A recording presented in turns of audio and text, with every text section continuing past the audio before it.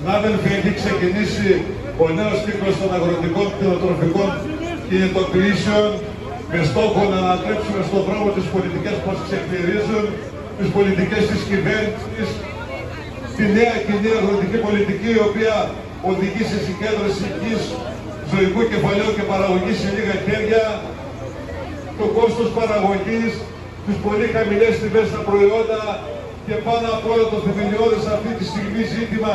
της κτηνοτροφίας με 400.000 νεκρά πρόβατα, που θέλουμε το εμβόλιο, που θέλουμε πραγματική αποζημίωση για τα θανότα ζώα, που ζητάμε να υπάρξει αναπλήρωση και αναπλήρωση του χαμένου εισοδήματος των κτηνοτρόφων και όλα τα άλλα τα αιτήματα που βάζουν οι κτηνοτρόφοι. Αγρότες και κτηνοτρόφοι, μια γροθιά μπορούμε να τα καταφέρουμε. Στις 23 του μήνα, την Κυριακή το μεσημέρι στη Νίκαια της Λάρισσας, είσαστε όλοι προσκαλεσμένοι, όλοι μαζί,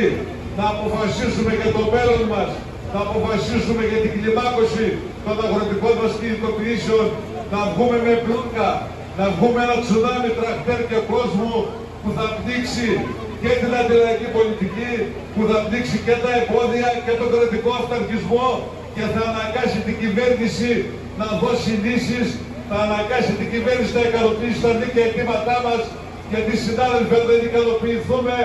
τα επόμενα χρόνια θα βγούμε στον δρόμο ως ζητιάνοι. Και εμείς δεν είμαστε ζητιάνοι. Είμαστε περήφανοι άνθρωποι που παράγουμε, μοχθούμε και δυστυχώς δεν πληρωνόμαστε το μόχθο μας. Μπορούμε όλοι μαζί, μια γροθιά, αγρότες, κτηνοτρόφοι, μελισσοκόμοι, μαζί με τη συμπαράσταση του ελληνικού λαού που είναι δεδομένη,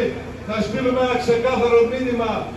σήμερα, αύριο και στις 23 του μήνα και πολύ περισσότερο μετά, ότι στον δρόμο του αγώνα κερδίσαμε πάντα, στον δρόμο του αγώνα θα ξανακερδίσουμε και να είναι σίγουροι γι' αυτό. Γεια σας, καλή συνέχεια, καλή δύναμη και ψηλά το κεφάλι.